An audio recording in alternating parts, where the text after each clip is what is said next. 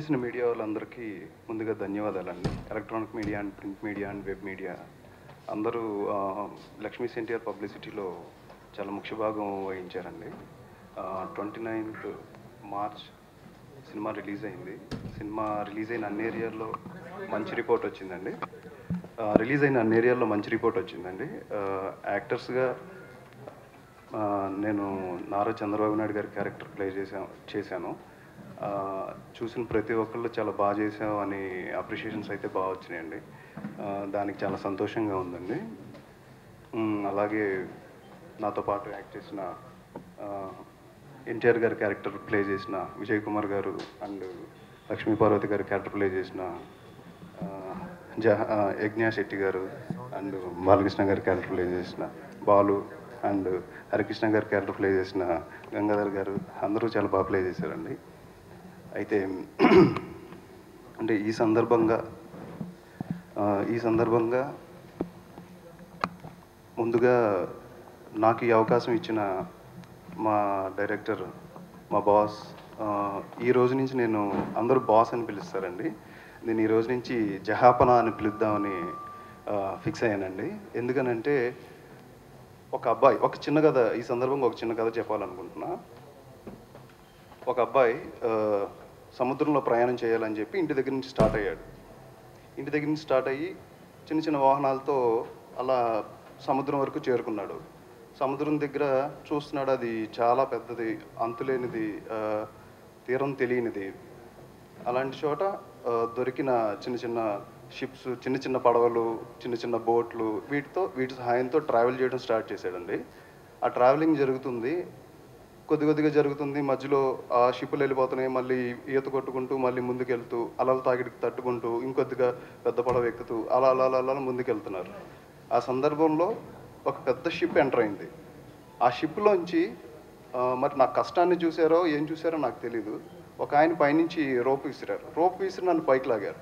పైకి లాగిన తర్వాత నేను ఎక్కి చూస్తే అది కంపెనీ. ఆ కంపెనీని నడిపిస్తుంది ఆర్జీవి గారు.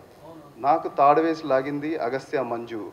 నాకు ఈ అవకాశం రావడానికి అతి ప్రధాన కారణం వంగవీటిలో దేవినేని నెహ్రూ గారి పాత్ర చేసిన అండ్ ఇప్పుడు లక్ష్మీస్ ఎన్టీఆర్లో నారా చంద్రబాబు నాయుడు గారి పాత్ర చేసిన ఈ రెండు పాత్రలకి నాకు ప్రధాన అవకాశం రావడానికి మంజు అన్న.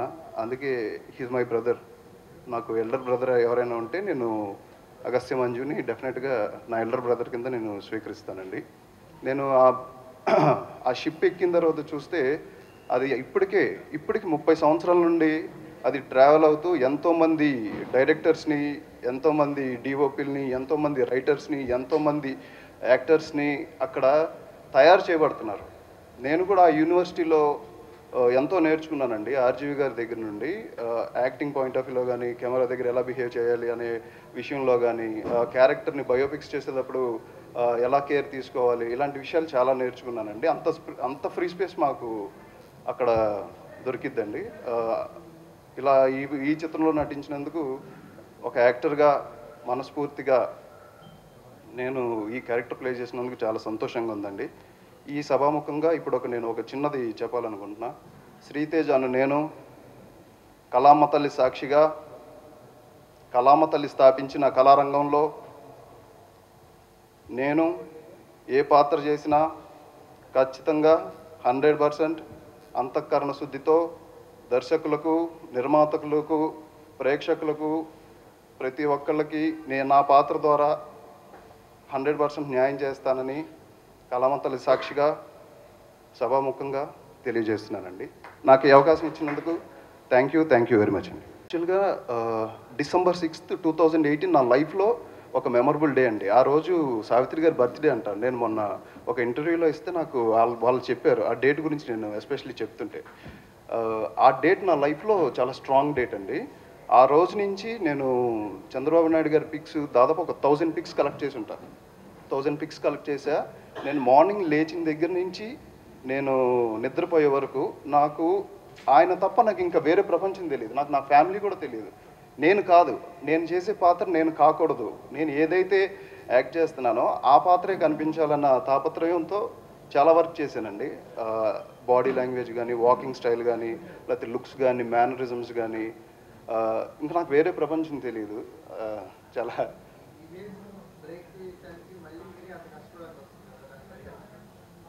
అండి అదే అంటున్నాను ఇప్పుడు. యా యాక్చువల్గా అంటే ఇప్పుడు ఇది నేను చేస్తుంది నాకు ఇంత ఇమేజ్ వస్తుందని నాకు తెలియదు, కానీ 100% నేను ఎఫర్ట్ పెట్టాను. ఇప్పుడు ఏదైతే 100% నేను ఎఫర్ట్ పెట్టానో నెక్స్ట్ నా ఫర్దర్ సినిమాల్లో కూడా ఖచ్చితంగా ఆ 100%, అందుకనే మనస్ఫూర్తిగా అంతఃకరణ శుద్ధితో నేను ఖచ్చితంగా నటుడిగా నా వంతు బాధ్యతని ప్రేక్షకుల్ని మెప్పించి మైమార్పించడానికి ఒక వినూత్నమైన క్యారెక్టర్స్తో, ఇంకా మంచి మంచి క్యారెక్టర్స్తో డెఫినెట్గా ఆనందపరుస్తానని నమ్ముతున్నానండి. లేదండి, అసలు కన్ఫ్యూజన్ ఏం లేదు. అంటే యాక్చువల్గా నాకు డిఫరెన్స్ అంటే నేను ఎప్పుడైతే నన్ను December 6 ఇది సెలెక్ట్ చేసుకున్నారు, అది September 4th సెలెక్ట్ చేసుకున్నారు. అది నన్ను September 4th లొకేషన్కి వెళ్ళాను, September 4th నన్ను సెలెక్ట్ చేసుకున్నారు. అది డిఫరెంట్ బాడీ లాంగ్వేజ్, ఇది డిఫరెంట్ బాడీ లాంగ్వేజ్. మీరు అడిగిన క్వశ్చన్ బాగుంది. అయితే అరే అది ఎలా కనెక్ట్ అవుతుందంటే అది హోంవర్క్ అనే అనుకోవాలండి. స్కూల్లో మనకి వెళ్ళినప్పుడు హోంవర్క్ ఇస్తారు కదా, ఈ ఈవినింగ్ వచ్చి ట్యూషన్ పెట్టుకొని ఎలా అయితే హోంవర్క్ చేస్తారో, నేను అలాగే అంటే నేను ఏదైతే క్యారెక్టర్ ప్లే చేస్తానో ఆ క్యారెక్టర్ గురించి ప్రతి విషయాన్ని డీటెయిల్గా తెలుసుకుంటాను. ఎలా మాట్లాడుతున్నారు, ఎలా ఉంది బాడీ లాంగ్వేజ్ అని క్షుణ్ణమైన పరిశీలన ఎక్కువ చేశానండి. ఇంకా పాత్రలోకి పరకాయ ప్రవేశం చేసావని అందరూ అన్నారు. అది నా వర్క్ని బట్టి అన్నారు కాబట్టి అది 100% నాకు కూడా చాలా హ్యాపీగా ఉంది. దాన్ని పరకాయ ప్రవేశం అంటారా అనేది అనుభూతి నాకు చాలా బాగా అనిపిస్తుందండి. ఫస్ట్ ఆఫ్ ఆల్ మీ అందరికీ అండ్ ఆడియన్స్కి చాలా చాలా థ్యాంక్ యూ. మన ఫిల్మ్కి చాలా సపోర్ట్ చేశారు, మంచి రిపోర్ట్స్ అండ్ రివ్యూస్ ఇచ్చారు. ఐఎమ్ నాట్ ఫ్లూయెంట్, నాకు ఫ్లూయెంట్ తెలుగు రాదు, so please don't mind I will be talking in English. కానీ నా నెక్స్ట్ ఫిల్మ్ ఇంటర్వ్యూ నేను కంప్లీట్గా తెలుగులో మాట్లాడతాను. This is like I will make sure. Yeah, first time when RGV sir called me up and I worked with RGV sir before. I worked with him in 2013. 2014 Killing Veerappan was released. And after that I got to work with him again in 2018 now. I already knew that he's an amazing director. The kind of concepts he comes with, the kind of clarity he has in mind, it's amazing. And first thing what he told me when he gave me this role, first when he narrated me the script, it was like, Yagna, this will be a sensitive subject, it will be a controversial subject, because we will be touching a legendary actor's almost like a personal life in a political situation. His first question was like, do you know Telugu? I said, at that time I didn't know Telugu at all, except for a few words. Then he asked me to give a look test, and then he had sent me a dialogue, and so that I can record it and send it to him. After that I was given a script. It was this thick. I was like, how am I going to do that? Definitely I must be saying I was very nervous, because I am a complete non-Telugu person, and the dialogues what I had was like continuous 2-3 pages dialogue in one take kind of a thing. But yes, I was helped a lot during workshops. My Telugu diction was corrected. I was helped with knowing what I'm saying, because I'm very particular about telling my dialogues myself. I don't take prompting. I have to, however long the dialogues has to be, like 2 pages or 3 pages, I have to say it by myself. So I made sure I am very thorough with the dialogue. So when I went to the set, I knew my lines properly. So all I had to work was on my emotions. My look was perfectly done. All my staff were clear about how I'm supposed to look. On set also, the complete inputs were coming from the directors, RGV sir and Manju sir. So shooting went on very smoothly, and I must say my actors, my co-actors are very good performers. So even if I've done like whatever I've done, what you're seeing on screen, it's definitely a reaction to the actions what they do. NTR Garu's role Vijay Garu has played. So the kind of emotions he was emoting. So obviously I would be giving my best performance. And I must say there was a healthy competition amongst all the actors in this film. CBN Garu's role Sri Tej has done, and I must say he's done a brilliant job. Not only the main protagonist, but every artist has have done their job beautifully. And I must mention Manju sir and RGV sir's direction. they give so much freedom to the artist. There is no pressure. నేను చాలా కొత్తవాడిని కాబట్టి నా చరిత్ర చెప్పాలనుకుంటున్నాను ముందుగా.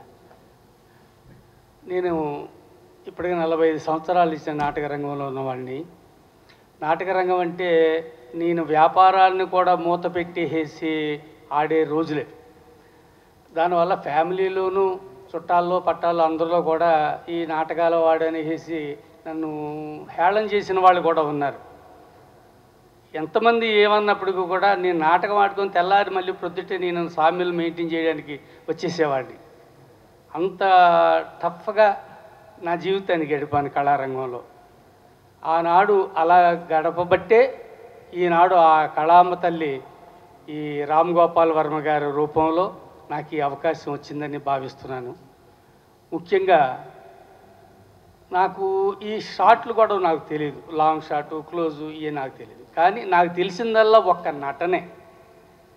ఏంటో ఒక స్థాయి నటన కాదండి నాది.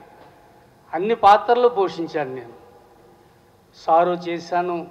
హరిశ్చంద్ర అంటే మీకు తెలిసే ఉండొచ్చు. హరిశ్చంద్ర అంటే సారు. అలాగే దుర్యోధనుడు వేశాను, కృష్ణుడు వేశాను, రాముడు వేశాను, ఆంజనేయుడు వేశాను. ఇదే కాదండి, నేను సోషల్ నాటకాల నుంచి వచ్చిన వాడిని కాబట్టి పౌరాణిక నాటకాలను కూడా సోషల్ టైప్లో ఉంటాయి తప్ప నా ఏదో మైక్ పట్టుకొని పాడే విధానంగా ఉండవు. నేను నటుణ్ణి. నాకు ఆంధ్రదేశం అంతా తెలుసు. నేను కళారంగంలో నాకున్న పేరు ఏంటంటే విజయ్ కుమార్ చక్కని నటుడు అని పేరు తెచ్చుకున్నాను. కాబట్టి నేను నటనకే ప్రాధాన్యత ఇస్తాను.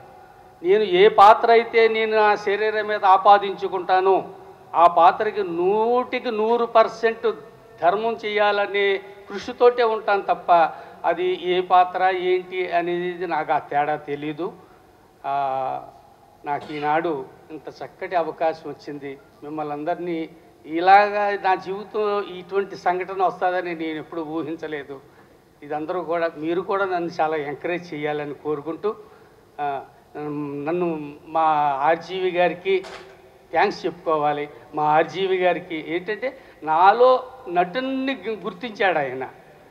ఆయనకి నాకు ప్రతి విషయాన్ని చక్కగా విపులంగా విశదీకరించి నా చేత అందంగా నటింపజేసినటువంటి మా మంజు గారికి, నన్ను అందంగా స్క్రీన్ మీద చూపించినటువంటి కెమెరా సభ్యులందరికీ, యూనిట్ అందరికీ కూడా నాతోటి కళాకారులందరికీ కూడా కృతజ్ఞత తెలియజేసుకుంటూ నమస్కారం. దేవుడండి, నేను నాటకాల్లోకి రావడానికి కూడా కారణం అదే.